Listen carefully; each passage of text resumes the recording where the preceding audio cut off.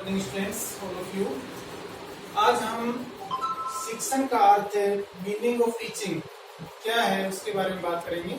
इससे पहले वाली कक्षा में हमने शिक्षण के बारे में बात की है कि शिक्षण एक सामाजिक प्रक्रिया है। शिक्षण शिक्षा के क्षेत्र में एक बहुत अनिवार्य या अपन ये कहें कि बहुत ही महत्वपूर्ण तत्व के रूप में इसको लेते हैं। देखिए, शिक्षण को इससे पहले वाली कक्षा में हमने इसके अर्थ के बारे में बात की है। तो एक जो एडम्स नाम के मनोवैज्ञानिक हुए हैं, उन्होंने इसको द्विध्रुवीय प्रक्रिया माना था, जिसमें दो ध्रुवों में उन्होंने मुख्य रूप से एक ध्रुव माना है शिक्षक को, टीचर, और दूसरा ध्रुव जो शिक्षार्थी यानी कि जो स्टूडेंट्स होता है उसको माना है। इसमें उन्होंने शिक्षक को एक प्रमुख ध्रुव के रूप में लिया है और जो शिक्षार्थी है उसको एक गौण ध्रुव के रूप में माना है। यानी कि शिक्षक के द्वारा शिक्षार्थी को दिए जाने वाले एक तरह से ज्ञान को या अपनी बात को शिक्षार्थी तक पहुंचाने के लिए जो भी टेक्निक यूज में लेता है उसको उन्होंने शिक्षण कहा था। इसी के बाद में एक रायबर्न नाम के मनोवैज्ञानिक हुए हैं। रायबर्न नाम के मनोवैज्ञानिक हुए हैं जिन्होंने शिक्षण को त्रिध्रुवीय प्रक्रिया माना है। तीन ध्रुवों में उन्होंने लिया है। जब अपन एक ध्रुव की बात करें तो एक होता है शिक्षक, एक उन्होंने माना है शिक्षार्थी, और एक ध्रुव उन्होंने माना है पाठ्य वस्तु।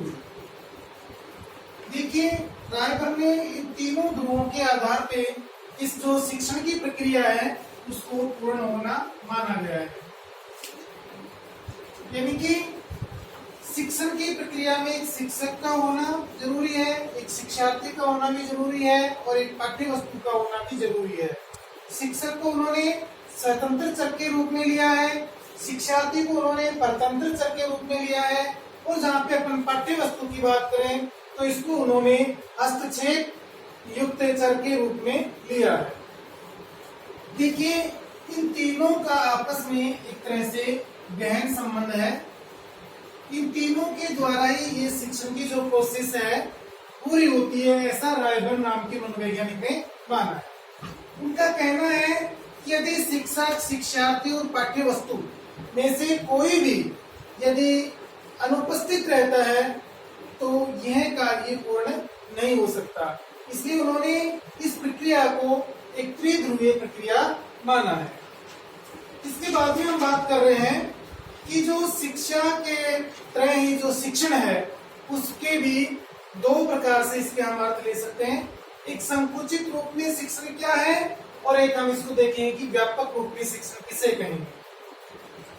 जहाँ पे हम संकुचित रूप की बात करें तो जिस तरह से शिक्षा के हम संकुचित अर्थ में लिया था कि जो एक निश्चित योजना के अनुसार जो पूर्व निर्धारित होती है, एक निश्चित जगह पर, एक निश्चित विधि के माध्यम से, एक निश्चित शिक्षक के द्वारा एक निश्चित कालांश में जो भी शिक्षण कार्य किया जाता है उसको हमने औपचारिक शिक्षा के रूप में लिया था, जिसको हमने संकुचित शिक्षा में लिया था। इसी तरह से हम यदि बात करें शिक्षण की, तो शिक्षण का भी यदि हम संकुचित अर्थ के आधार पर इसका मीनिंग निकालते हैं तो संकुचित अर्थ में शिक्षण का अर्थ है बालक को कक्षा में कुछ ज्ञान अथवा परामर्श देना। हम बालक को कक्षा के अंदर कोई भी ज्ञान देते हैं, कोई परामर्श देते हैं, सलाह देते हैं, तो उसको हम शिक्षण के अंतर्गत लेते हैं। एक मनोवैज्ञानिक हुए हैं पाठक एवं त्यागी नाम के मनोवैज्ञानिक। पाठक एवं त्यागी। देखिए, पाठक एवं त्यागी ने अपने विचारों के माध्यम से इस शिक्षण को किस तरह से संकुचित अर्थ को किस तरह से शिक्षण के संकुचित अर्थ को किस तरह से परिभाषित किया है उसके बारे में देखिए। अपने संकुचित अर्थ में शिक्षण वह प्रक्रिया है जिसके द्वारा व्यक्ति को एक निश्चित योजना के अनुसार एक निश्चित समय तक एक निश्चित बात का शिक्षण दिया जाता है। यानी कि एक निश्चित योजना होगी, निश्चित समय होगा और निश्चित ही हमारा टॉपिक होगा। इस तरह का जो भी कार्य होगा उसको उन्होंने पाठक एवं त्यागी ने शिक्षण के संकुचित अर्थ में लिया है। अब हम बात करते हैं कि शिक्षण का व्यापक अर्थ क्या होता है। जहाँ पे व्यापक अर्थ की बात करें तो शिक्षण मात्र ज्ञान देना नहीं है बल्कि प्रशिक्षण देना है। ज्ञान देना नहीं बल्कि क्या है, प्रशिक्षण देना है। Teaching is not telling but training. देखिए, व्यापक अर्थ में शिक्षण मनुष्य के जीवन में निरंतर चलने वाली एक प्रक्रिया है। जिस तरह से हम शिक्षा के व्यापक अर्थ की बात करते हैं तो उसको होल डेवलपमेंट माना है। शिक्षा संपूर्ण जीवन जो चलती रहती है, जो बच्चे के जन्म से लेकर के और मृत्यु पर्यंत तक जो कार्य चलता है, सीखता रहता है, उसको हमने शिक्षा के अर्थ में लिया था, अधिगम के अर्थ में लिया था। उसी तरह से हम शिक्षण की बात करें तो शिक्षण भी एक व्यापक रूप से चलने वाली प्रक्रिया है जो निरंतर चलती रहती है। उसे अपने पर्यावरण से किसी न किसी रूप में शिक्षण प्राप्त होता रहता है। इस दृष्टि से देखने पर व्यापक शिक्षण में औपचारिक एवं अनौपचारिक दोनों प्रकार के एक तरह से कह सकते हैं कि साधन निहित हैं। यानी कि हम व्यापक शिक्षण की बात करें तो उसमें जो औपचारिक शिक्षण और अनौपचारिक शिक्षण दोनों ही सम्मिलित हैं। औपचारिक शिक्षण हम किसी निश्चित योजना के अकॉर्डिंग कार्य करते हैं। अनौपचारिक शिक्षण जिसमें हम वातावरण से जो भी कुछ ज्ञान अर्जित करते रहते हैं, सीखते रहते हैं, सिखाते रहते हैं, इस तरह की जो भी कार्य होगा उसको हम व्यापक शिक्षण के अंतर्गत लेते हैं। पाठक एवं त्यागी के शब्दों में यदि हम व्यापक शिक्षण के बारे में बात करें तो उन्होंने कहा है कि अपने व्यापक अर्थ में शिक्षण वह प्रक्रिया है जिसके द्वारा व्यक्ति को अपने परिवार, विद्यालय, मित्रता, मनोरंजन और व्यवसाय से अपने वातावरण के अनुकूल करने के लिए आजीवन शिक्षण प्राप्त करना होता है। यानी कि जो भी अपने मित्र मंडली से, परिवार से, समाज से, वातावरण से जो भी वो आजीवन शिक्षण कार्य प्रदान करता रहता है, विचारों का आदान प्रदान करता रहता है, एक दूसरे से सीखता रहता है, तो उसको उन्होंने व्यापक अर्थ में शिक्षण कहा है। अब हम इसकी कुछ परिभाषाओं के बारे में बात करेंगे कि शिक्षण की ऐसी कौन कौन सी जो मनोवैज्ञानिक हुए हैं, विद्वान हुए हैं, जिन्होंने इसको अपने विचारों के माध्यम से परिभाषित किया है। तो सबसे पहले हम बात करते हैं बीओ स्मिथ के अनुसार। बीओ स्मिथ, देखिए बीओ स्मिथ ने क्या कहा है कि शिक्षण एक ऐसी प्रक्रिया है जिसका संपादन अंतः पारस्परिक संबंधों के माध्यम से अधिगम को बढ़ाना होता है। क्या कहा उन्होंने बीओ स्मिथ ने कि शिक्षण एक ऐसी प्रोसेस है जिसका संपादन अंतः पारस्परिक संबंधों के माध्यम से, यानी कि आपस में इंटरेक्शन के माध्यम से अधिगम को बढ़ाना है, लर्निंग को बढ़ाना है। शिक्षक और शिक्षार्थी में आपस में इंटरेक्शन के माध्यम से, विचारों के आदान प्रदान के माध्यम से यदि अधिगम कार्य बढ़ता है तो बीओ स्मिथ ने इसको क्या कहा है, शिक्षण कहा है। इसी तरह से दूसरे मनोवैज्ञानिक हुए हैं एच.सी. मॉरिसन। एच.सी.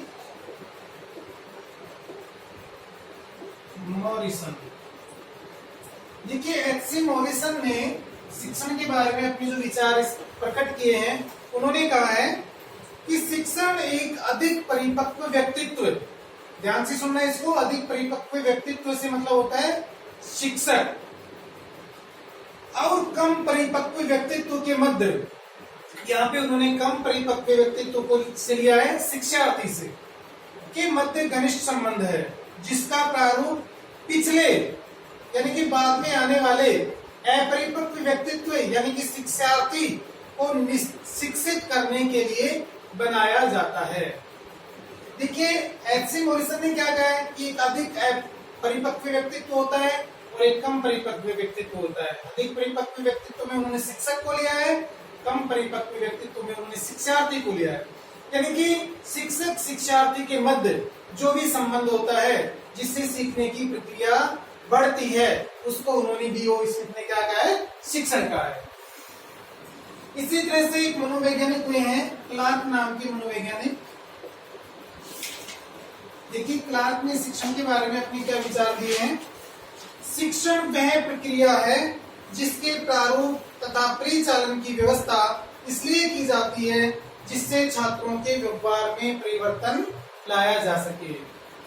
क्लार्क ने क्या कहा है कि शिक्षण वह प्रक्रिया है जिसके माध्यम से शिक्षार्थी के व्यवहार में परिवर्तन लाया जा सके। वो परिवर्तन कब आएगा, जब उनमें आपस में इंटरेक्शन होगा, एक दूसरे के माध्यम से वो अपने विचारों का आदान प्रदान करेंगे, उसका अधिगम करेंगे, सीखेंगे, तो स्वाभाविक है कि उनके व्यवहार में परिवर्तन होगा। देखिए बहुत सारे राइटर होते हैं जिन्होंने अपने अपने विचारों के माध्यम से अपने अपने बातों को स्पष्ट किया है, यानी कि एक बात को अलग अलग तरीके से उन्होंने एक तरह से सभी के सामने रखा है। इसी तरह से हम बात करते हैं योकुम एवं सिम्पसन नाम के एक मनोवैज्ञानिक हुए हैं, योकुम एवं सिम्पसन। देखिए उन्होंने बताया कि शिक्षण का तात्पर्य उस प्रक्रिया से है जिसके द्वारा समूह के लोग अपने अपरिपक्व सदस्यों को जीवन से सामंजस्य स्थापित करना बताते हैं।